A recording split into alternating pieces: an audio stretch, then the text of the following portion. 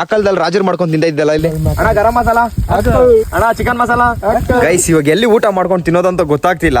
ಇವ್ನು ನೋಡಿದ್ರೆ ಈ ಲೊಕೇಶನ್ ತೋರಿಸ್ದ. ಅಡಿಗೆ ಮಾಡಕ್ಕೆ ಬೇಕು ಬೆಂಕಿ, ಅದಕ್ಕೆ ನಮ್ಮ ಹುಡುಗ ಎತ್ಕೊಂಡು ಹೋಗ್ತಾನೆ ಕಡ್ಡಿ. ಯಾವ್ದೋ ಒಳ್ಳೆ ಜಾಗ ಕರ್ಕೊಂಡ್ ಬಂದಿದ್ದಾರೆ. ಏನಿದೆ ಬ್ರೋ ಇಲ್ಲಿ? ಆ ಕಾಲದಲ್ಲಿ ರಾಜರು ಮಾಡ್ಕೊಂಡು ತಿಂದ ಇದ್ದಲ್ಲ ಇಲ್ಲಿ. ಬರೀ ಡೌಗಳು ನಿಂತು. ರಾಣಿರಾ? ಅಲ್ಲ ಮತ್ತೆ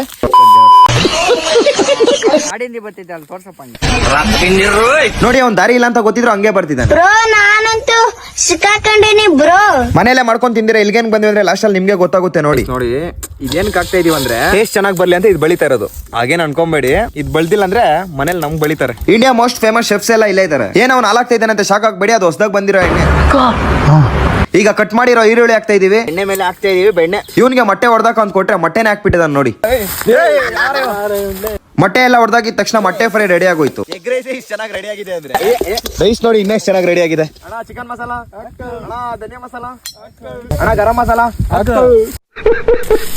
ಇದು ಎಗ್ ರೈಸ್ ಮಾಡಕ್ ಹೋಗ್ಬಿಟ್ಟು ಪುಲೋಗ್ರಿ ಆಗ್ಬಿಟ್ಟೈತೆ. ಎಲ್ಲ ರೆಡಿ ಆಗಿದೆ. ಇವಾಗ ಅದನ್ನ ತಿನ್ನಕ್ ಪ್ಲೇಟ್ಸ್ ರೆಡಿ ಇಲ್ವೇ, ಅದಕ್ಕೆ ಬಾಳೆ ಎಲೆ ತರೋಕ್ ಇಲ್ಲಿಗೆ ಬಂದ್ವಿ. ಬಾಳೆ ಎಲೆನೂ ಕರೆಕ್ಟ್ ಆಗಿಲ್ಲ. ಇವಾಗ ಚಾಕು ಇಲ್ಲ, ಏನು ಇಲ್ಲ, ಹೇಗೆ ಇದನ್ನ ಕೊಯ್ಯೋದು ಅಂತ ನೋಡ್ತಾ ಇದೀವಿ. ಲಾಸ್ಟ್ ಬಾಳೆ ಎಲೆ ತಗೊಂಡ್ ಇಲ್ಲಿಗೆ ಬಂದ್ವಿ. ಕುಮಾರ್ ನಾವೆಲ್ಲ ತಿಂತಾ ಇದೀರಿ, ಅಣ್ಣ ಒಬ್ರು ತಿನ್ನಂಗಿಲ್ಲ. ಇವ್ರು ಯಾಕೆ ತಿನ್ನಂಗಿಲ್ಲ ಅಂದ್ರೆ ಇವ್ರ ಹಿಸ್ಟ್ರಿ ಕೇಳಿ ಪಾಪ. ಇಷ್ಟೇ ರೆಸ್ಟ್ ಇನ್ ಪೀಸ್. ಈಗ ಟೇಸ್ಟ್ ಹೇಗಿದೆ ಅಂತ ನಮ್ ಬ್ರೋ ಹೇಳ್ತಾರ ನೋಡಿ.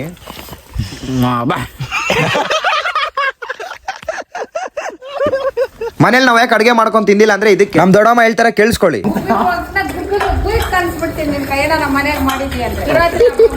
ನಮ್ ದೊಡ್ಡಮ್ಮ ನೋಡೋ ಅಷ್ಟಲ್ಲಿ ಪಾತ್ರೆ ಉಜ್ಬಿಡಾರ ಅಂತ ಉಜ್ತಾ ಇದ್ರೆ ಬಂದ್ಬಿಟ್ಟಿದ್ದಾರೆ. ಈಗ ಪಾತ್ರೆ ತೊಳಿತಾ ಇದಾರೆ, ಏನ್ ಮಾಡೋದು? ಬನ್ನಿ.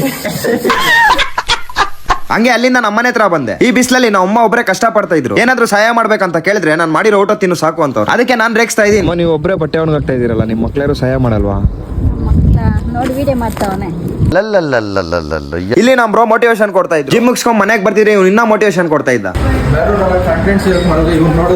ಹುಡುಗಿರು ಓ ಅಣ್ಣ ಅವ್ರು